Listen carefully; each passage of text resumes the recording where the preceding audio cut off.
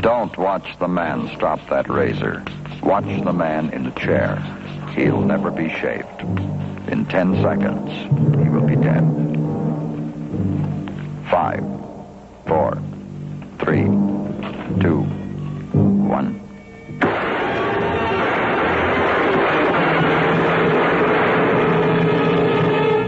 On October 25th, 1957, Albert Anastasia, one of the founding fathers of organized crime, the Lord High Executioner, with 63 murders to his credit, was himself killed in a New York barbershop. He was an easy victim because he violated gangland's cardinal principle of survival. Never turn your back to the door. Who killed Albert Anastasia? Somewhere, someplace, someone knows. Don't watch the man mix that martini. Watch the man on the sofa. He'll never drink it. In 10 seconds, he will be dead.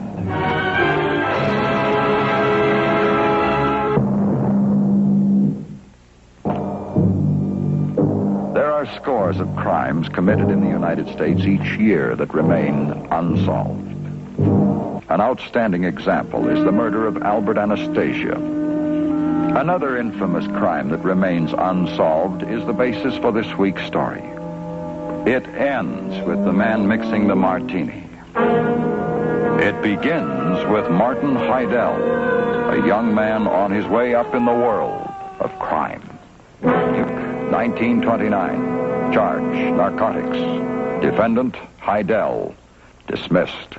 New York, 1929, charge, felonious assault. Defendant, Heidel, dismissed. Thank you, Your Honor. I'm getting tired of being picked up every time there's a push on. I'll get an idea. Maybe I'll leave. Take my business someplace else. The Chamber of Commerce will scream.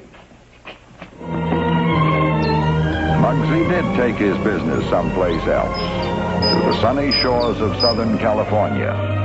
He was always seen in the right places at the right time, attended all the motion picture premieres, and within a few short years made friends with prominent and successful people in the film capital. His luxurious showplace was a meeting place for show people. None of them knew that he was the district manager in charge of the Western Division of organized crime. Gloria, let's get the drinks circulating. Say, incidentally, if you and I are taking our boat out next week, now how about sailing down to Ensenada with us? Oh, we'd love to have you. And Gloria, too. Well, sure, if Gloria's free and would like to. Make a point of it. Well, it's settled then. Thank you. Martini? Oh, thanks. You know, this is the way I always dreamed it'd be. You like it? Oh, I love it. But I love you more. You are the nicest thing that's happened to me since I came out here. Let's always keep it that way. Promise?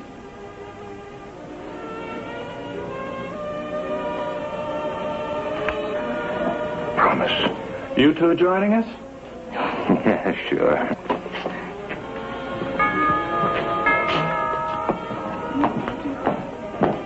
I'll get that, dear.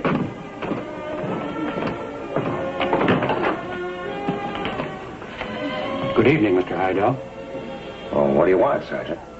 A few answers to a few questions.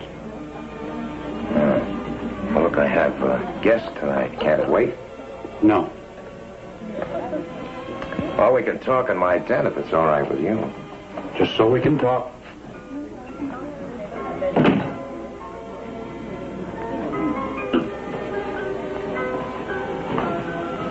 Is anything wrong? No, nothing important, dear. Just take care of our guests.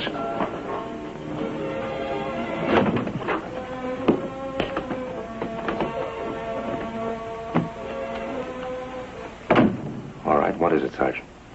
Don't you read the papers? Racetrack, wire service murder.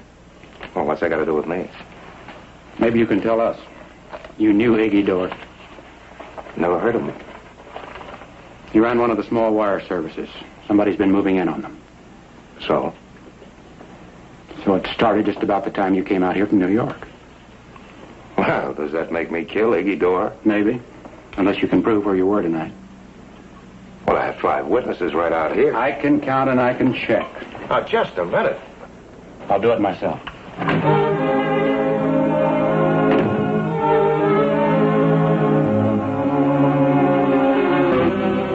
Were you people with Mr. Heidel earlier tonight? Well, yes, we were at a premiere. He didn't leave at any time. No. Are you sure? Well, what's wrong? Police business. Sounds serious. Murder always is. Murder? But Mr. Heidel is a friend of mine. Are you implying... His good friends call him Mugsy. Harry, get over here right away. Important? Would I be calling you otherwise? Okay, be right over.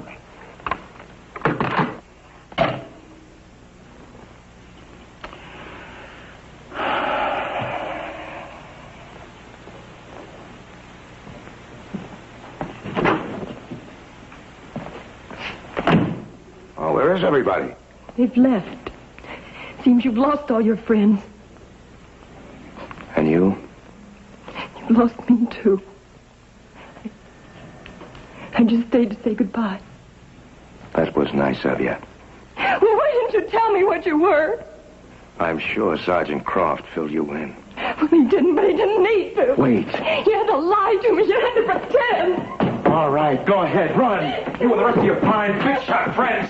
Show business, I'll show them all. What's the matter with her? She looks mad. Yeah. So am I. Come on, what's on your mind? Well, I wanted to talk about Iggy Dora. Now I don't. You know, Harry, there's a bunch of phonies out here. Yeah. Remember the Moroccan? That club I always wanted to build. Now I'm going to do it. I'm going to build the biggest, swankiest, lushest hotel in the country. Right across the state line. Gambling is wide open and legitimate. And I'm going to put on shows that are going to make Ziegfeld look sick. Show business. We'll show them all. Yeah, but that's going to take real dough. Maybe millions. Then I'll get millions.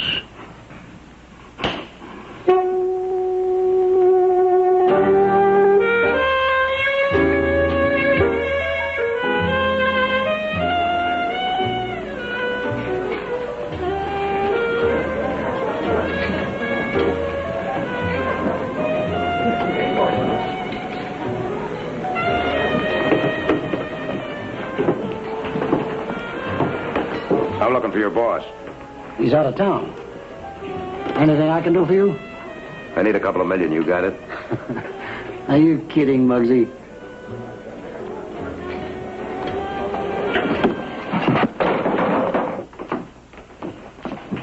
Now, only my friends call me Mugsy.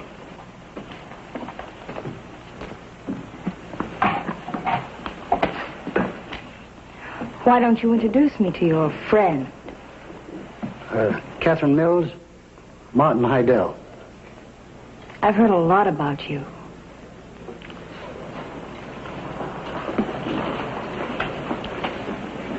I'm willing to hear a lot about you. I'll give you the story of my life.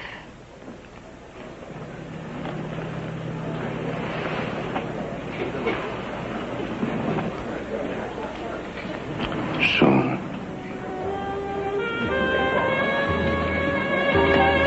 Nice to have met you, Mugsy.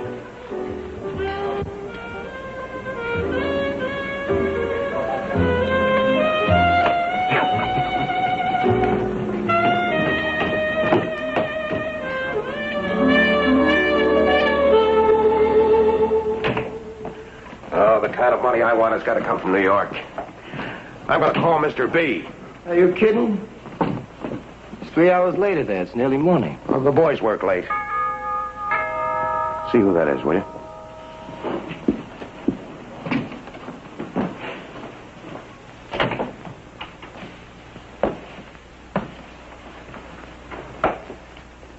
Hey, look what you got.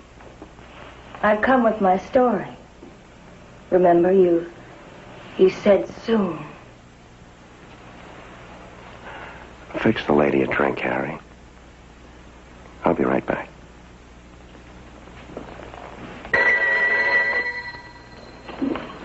Hello.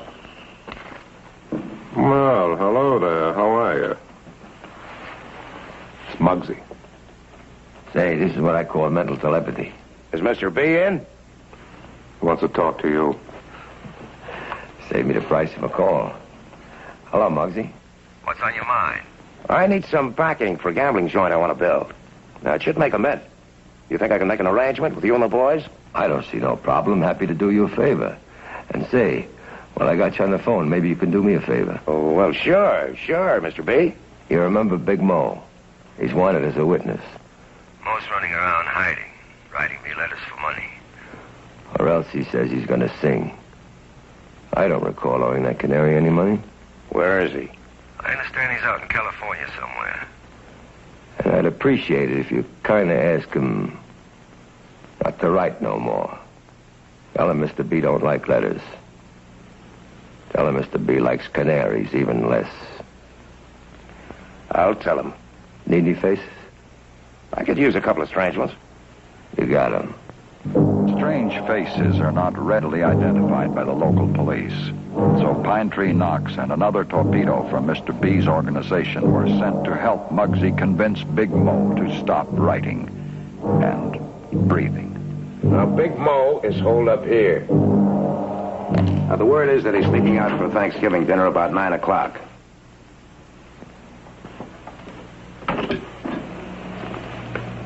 Now, that's when we'll hit. I want you to pick up a car. Hot off the street? Right. Just be sure that it can travel fast. It's painted plain, something that won't attract attention. Yeah, I've been there before. Now, we'll meet on the corner of Big Mo's hideout at 9:15 tonight. And we'll get him before he gets to the gobbler, huh? Right. And what happens to our Thanksgiving dinner? We'll have it, sweetie. Right after the turkey shoot. Only this time, the turkey is a canary.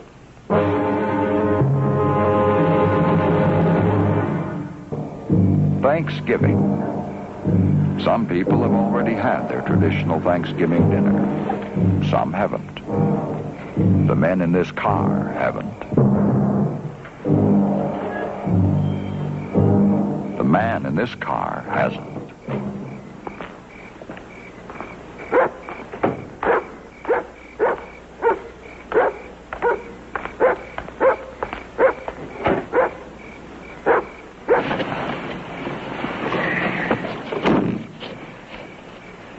Now, you take the car that I drove. It's clean and legit. If we pick up a tail or the cops chase us, crash them. Make it look like an accident. Now, after the job, both of you hop a plane, get out of town, get lost.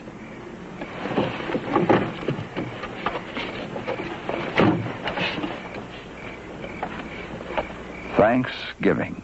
All is in readiness for, as Pine Tree put it, the turkey shoot.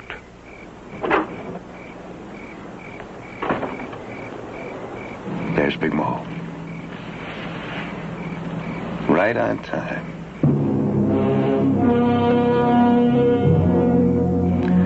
Good. I won't have to keep Catherine waiting.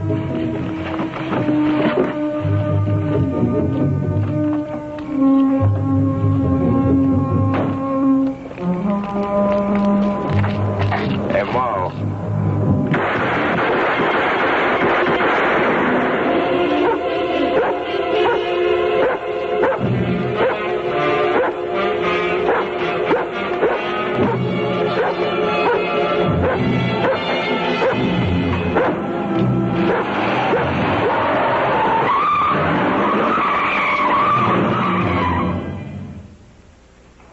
Even though it's 3 years later and the Moroccan Hotel has been built, every time a new lead in the Big Mo murder was uncovered, Mugsy was invariably picked up, but invariably released. No witnesses. It always ended up the same way, with Mugsy back doing business at the same old stand. Harry get here yet? In the den. Oh, I missed you, sweetie. I missed you, too.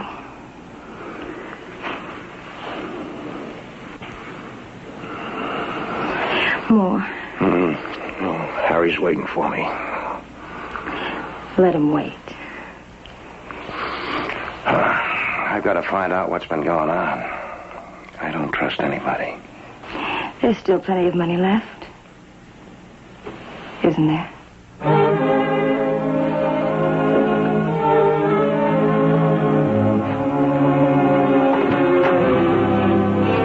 Hey, boss. Hi, how are you, huh? All right, Harry, how are you? You look pale. Oh, I feel fine. Anything new? Same old story. How are things? Good. Good. We got a nice piece of all the wire services on the West Coast. Except for one guy. Who? Moon. Well, who's he? He's a nobody.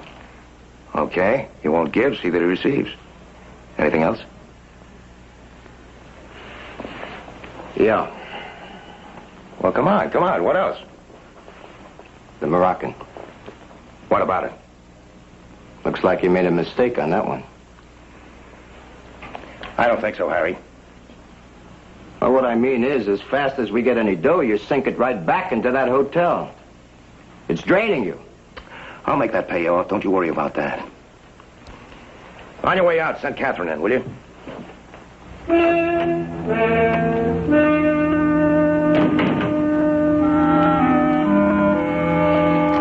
Heard from Mugsy lately? Not a whisper. He always keeps mum when he's worried most.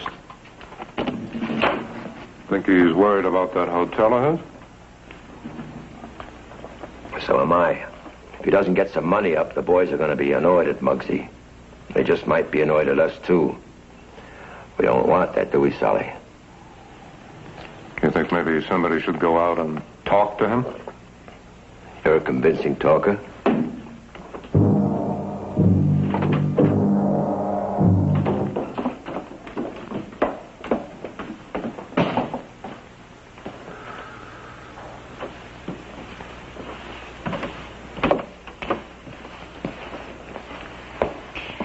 Don't look so angry. You know I've always had my heart set on seeing Europe. Yeah. Well, what's there to see? Just a bunch of foreigners. Besides, I need some new clothes. Paris is a good place to shop. Oh, come on. There are plenty of good stores right here. But, sweetie, I like the boat trip. And whatever Catherine likes, Catherine gets. Stay out of this, Harry.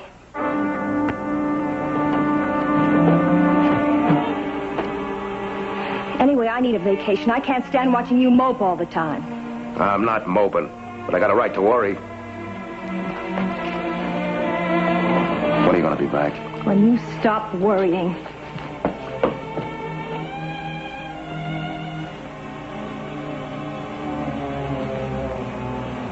And when you do, you can wire me some money in Paris. Goodbye, Mugsy.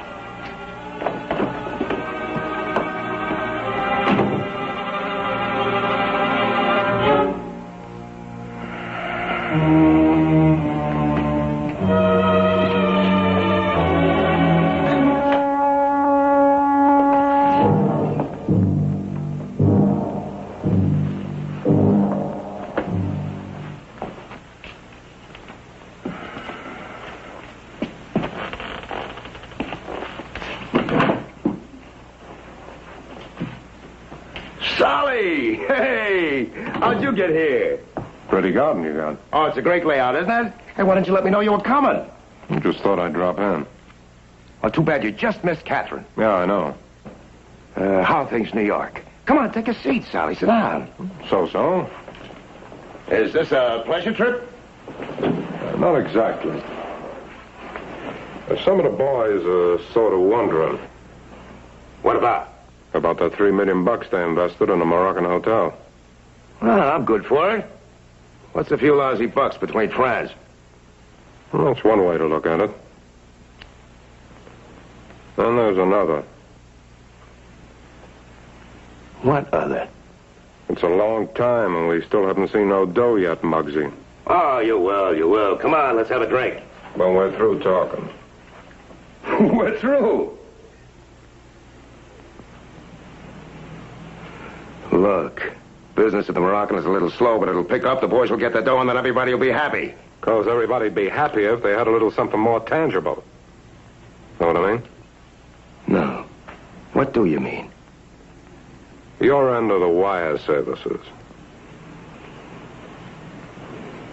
Those I keep. You understand? No hard feelings. But I thought you wanted everybody to be happy. No dice. That's the way you want it? That's the way I want it. Well, guess I can just catch my plane back to New York. Sally. Let me drive you back to the airport. I got a car waiting.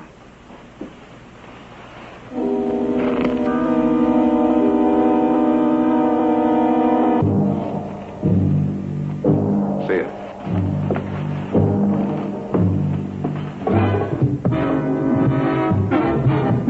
Havana, where the tourists used to meet. City of flower-scented air, a vacation playground. But some who came here on business. A board meeting is about to take place. The directors are waiting for the chairman of the board. Lucky! Hello, Lucky. Good to see you again. How was the trip? Coming over, it's good. Going back, not so good. You ought to see us oftener. Well, the man with the whiskers got different ideas. It's like old times, huh? Well, come on, let's get on with it. Well, what's on the agenda? Moroccan Hotel. Mugsy's doing good for us, huh? We sank $3 million into that pet hotel project of his, but he's not paying off a penny. 2 weeks ago, Green here went out to talk to him. Reasonable. But all he got was conversation. No money? No. Why not? Well, Sally said that... We'll let Mr. Green make his own report. Well, like Mr. B says, I went out unexpected-like and dropped in on Mugsy. I offered to give him a chance, but he didn't take it. What'd he say? Well, he says he'll pay back the loan. He doesn't want us to worry. Well, that was nice of him. Then what? I suggested something tangible, like his end of the wire services. He backed right off. Here's the way we see it. Please, Mr. Baroni, Mr. Green still has the floor. Continue. Mugsy's a liability to the extent of $3 million in the Moroccan hotel. He can be an asset. His piece of the wire services will more than cover our losses. Anything else? That's all. Thank you, Mr. Green. Now, Mr. Baroni, you got something to say? My feeling is that Mugsy's overworked. He's suffering from nervous exhaustion. Maybe he should take a vacation. Retire, like. You make the motion?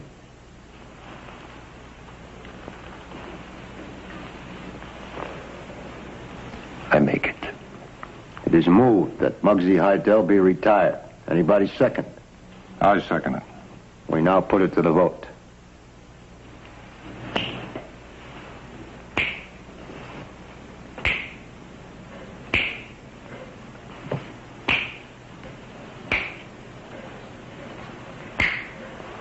Board votes unanimous.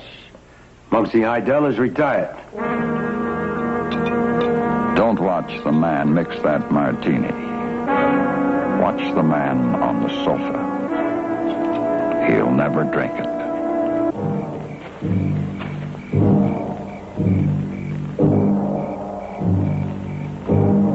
In 10 seconds, he will be dead.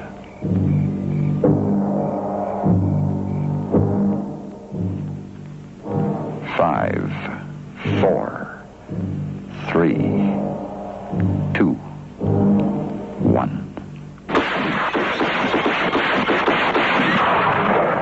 And so, with 9 shots through a window, Martin Mugsy Heidel paid his debt to the underworld. On June 20th, 1947, It was 9 shots through a window that killed Benjamin Mugsy Heidel, a charter member of organized crime. Did he owe a debt to the underworld? Were the events you just saw, the events that led up to the murder of Mugsy Heidel? Who killed Mugsy Heidel? Somewhere, someplace, someone knows. The bullet holes become history, as does the murder of Mugsy Heidel. As long as it remains unsolved, the police files on it remain open. As long as it remains unsolved, it must be construed as a victory of crime against the people. But that victory can be turned into defeat. Who killed Mugsy Heidel? Somewhere, someplace, someone knows.